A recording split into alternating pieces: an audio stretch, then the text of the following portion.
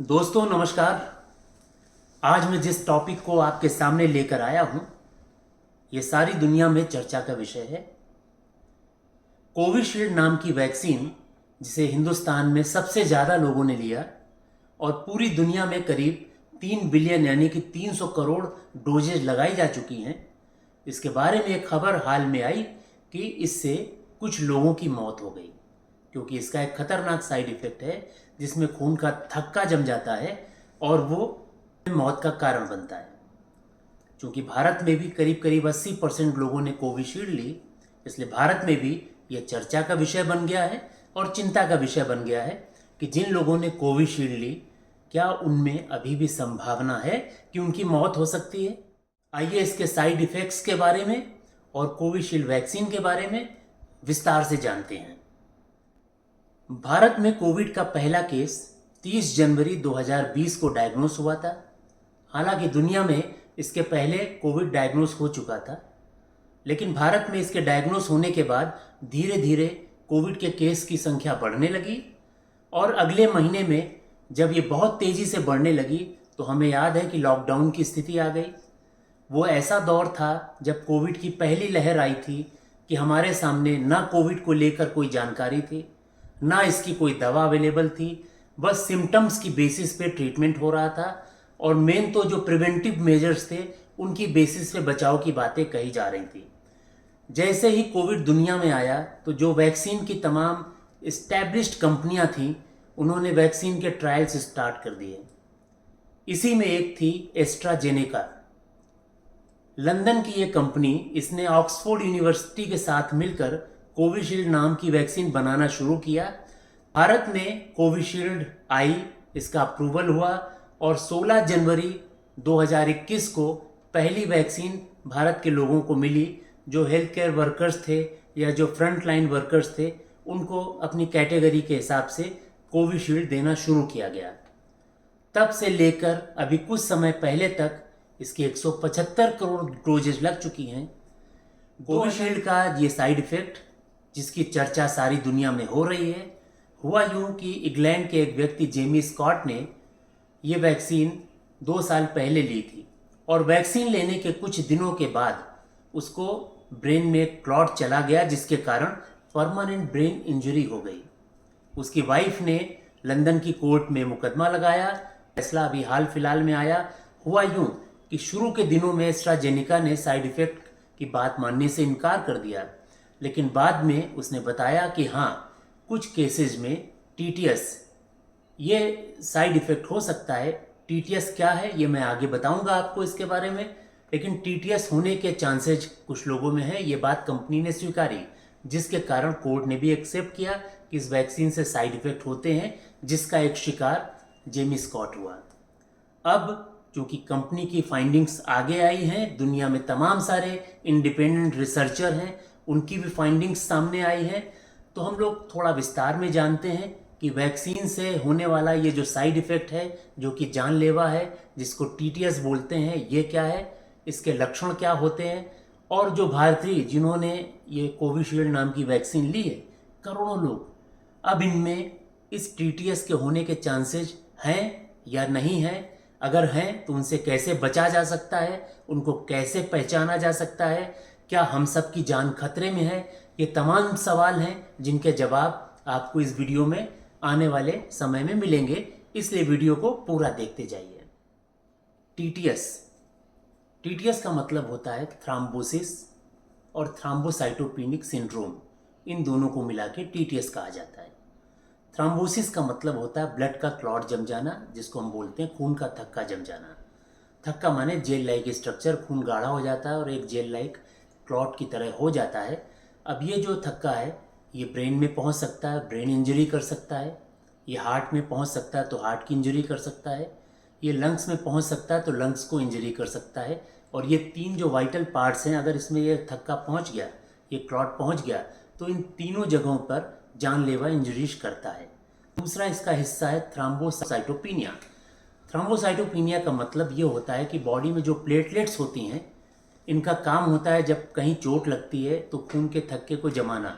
जब प्लेटलेट का काउंट कम हो जाता है तो खून बहने लगता है, यानी कि उसकी जो क्लॉटिंग होती है नेचुरल होनी चाहिए वो कम हो जाती है या नहीं होती है। तो ये एक अजीब संयोग है कि इसमें क्लॉटिंग भी हो रही है और जो प्लेटलेट काउंट है वो भी कम हो रहा है। तो ये सिंड्रोम इस वैक्सीन से और कुछ और भी वैक्सीन्स हैं जिनसे रिलेटेड है, और इन दोनों के ज्वाइंट साइड इफेक्ट को बोला गया टीटीएस। देखा गया कि जब हम वैक्सीन की फर्स्ट डोज लेते हैं या सेकेंड डोज लेते हैं या बूस्टर डोज लेते हैं तो 4 से 40 दिन के भीतर ही ये टीटीएस होता है, उसके बाद नहीं। तो हमें इस बात को याद रखना चाहिए कि टीटीएस के जो साइड इफ़ेक्ट हैं वैक्सीन लगने के बाद वो 4 से 40 दिन के बीच में ही अपीयर होते हैं। टीटीएस के जो लक्षण हैं, सर में तेज़ दर्द होना, ब्लर्ड विजन यानी कि आंखों में धुंधलापन हो जाना, चेस्ट में पेन होना, सांस लेने में तकलीफ होना और पेट में दर्द होना। अगर हम इनके लिए रूटीन ट्रीटमेंट लेते हैं और इसमें अगर कोई इम्प्रूवमेंट नहीं होता है तो हमें एक शंका जाहिर करनी चाहिए कि कहीं ये टीटीएस तो नहीं, क्योंकि वैक्सीन के बाद अगर 4 से 40 दिन के भीतर ये लक्षण अपीयर होते हैं तो किसी स्पेशलिस्ट डॉक्टर के पास जाके उसे दिखाना चाहिए और इसको डायग्नोस करवाना चाहिए। ये ठीक हो सकता है अगर इसका समय पे इलाज हो, इसकी कंटिन्यूस मॉनिटरिंग ज़रूरी है। अगर सिम्टम्स आ गए तो उसका ट्रीटमेंट करना ज़रूरी है। ये ट्रीटेबल है, लेकिन एक सीमा के बाहर जब इसके कॉम्प्लिकेशंस बढ़ जाते हैं फिर ये जानलेवा हो सकता है और कभी कभी हो भी जाता है। कोविशील्ड का जो रिस्क फैक्टर है, इसके स्टैटिस्टिक की बात अगर की जाए तो एस्ट्राजेनेका की तरफ से और दूसरे रिसर्चर की तरफ से जो डेटा आए हैं उससे ये मालूम पड़ता है कि फर्स्ट डोज लेने के बाद जो साइड इफ़ेक्ट्स हुए हैं वो 10 लाख लोगों में 8 और सेकेंड डोज के बाद 10 लाख लोगों में 2.3 लोगों को साइड इफ़ेक्ट हुए हैं, और उसमें जो फैटेलिटी है इन साइड इफ़ेक्ट्स वाले परसेंटेज में भी काफ़ी कम है। तो इससे ये पता चलता है कि 10 लाख में बहुत छोटे से कम नंबर्स में फैटेलिटी हुई है। हालांकि एक भी फैटेलिटी होना अपने आप में चिंता की बात है, लेकिन अब हम उस सिनेरियो को याद करते हैं जब कोविड की पहली दूसरी लहर आई थी। हमारे सामने कुछ नहीं था, कोई दवा नहीं थी, इसकी कोई जानकारी नहीं थी। सारी दुनिया टाइम के अगेंस्ट एक रेस में लगी हुई थी, खासकर डॉक्टर्स और साइंटिस्ट कि कोविड से कैसे लड़ा जाए, लोगों की जान कैसे बचाई जाए। तो उस समय जो मेजर्स अवेलेबल थे उनका इस्तेमाल किया गया। ऐसे में जो वैक्सीन लॉन्च हुई थी ये इमरजेंसी ट्रायल्स के लिए हुई थी, इमरजेंसी यूज के लिए हुई थी। ये मान के चला जा रहा था कि इसके कुछ साइड इफ़ेक्ट्स हो सकते हैं, लेकिन अगर रिस्क बेनिफिट एनालिसिस की जाए तो कोविशील्ड वैक्सीन इसने पूरी दुनिया में करीब करीब 60 लाख लोगों की जान बचाई है। भारत की बात करें तो इसने करीब 35 लाख लोगों की जान बचाई। तो ये बहुत बड़ी संख्या है, बहुत बड़े संख्या में लोगों की जान कोविशील्ड वैक्सीन से बची या दूसरी वैक्सीन से बची। इसके मुकाबले अगर इसके जो नंबर्स हैं, यूके में 80 से 90 केस ऐसे सामने आए जिनमें लोगों की मृत्यु हुई वैक्सीन के बाद, और भारत में भी कुछ केसेज ऐसे हुए हैं जिनमें मौत हुई है, लेकिन वो इस्टेब्लिश अभी फ़िलहाल नहीं हुए। अभी हम लोग जो न्यूज़ में ऐसी खबरें देखते हैं कि बहुत कम उम्र के बच्चे या लोग एडल्ट्स या चलते फिरते बिल्कुल हेल्दी दिखते हैं और उनकी मौत हो जाती है, तो ये भी संशय होता है कि इन सब लोगों ने वैक्सीन ली। तो ऐसा तो नहीं वैक्सीन के कारण ये पॉपुलेशन, खासकर यंग पॉपुलेशन की डेथ होती जा रही है। तो हमें ध्यान में रखना चाहिए कि यंग पॉपुलेशन की डेथ ऐसा नहीं कोविड के बाद ही शुरू हुई है। कोविड से 10-20 साल पहले से यंग पॉपुलेशन में कार्डियक अरेस्ट के केसेज आने लगे थे। कोविड के बाद एक संभावना और बढ़ी है जिसे हम लॉन्ग कोविड बोलते हैं।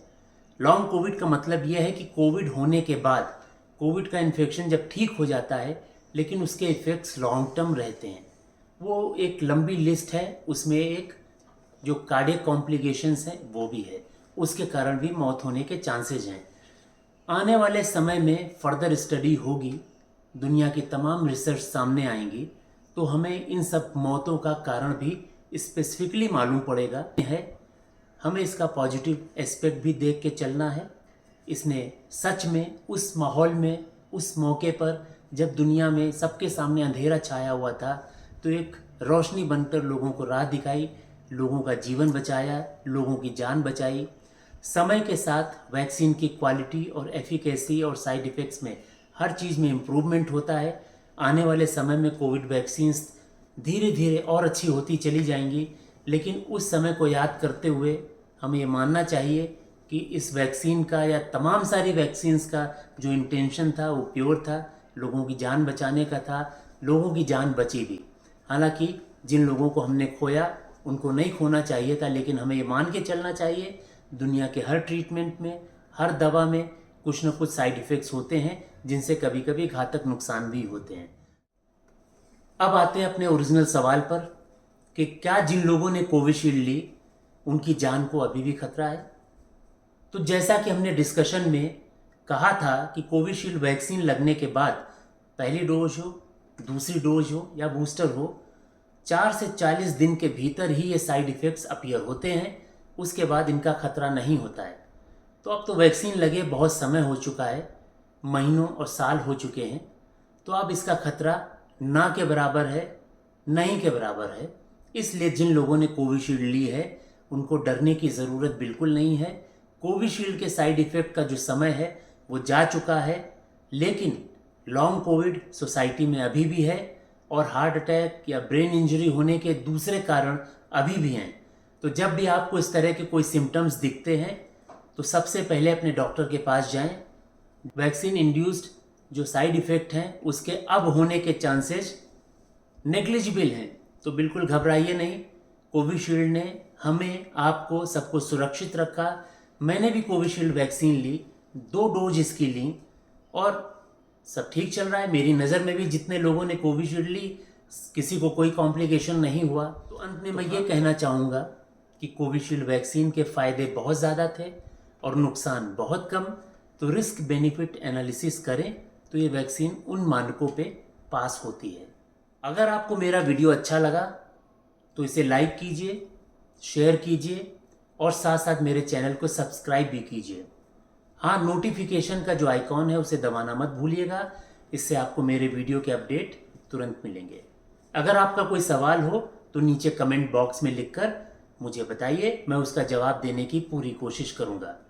बहुत जल्दी एक नए टॉपिक के साथ फिर आपके सामने आऊँगा। तब तक के लिए नमस्कार।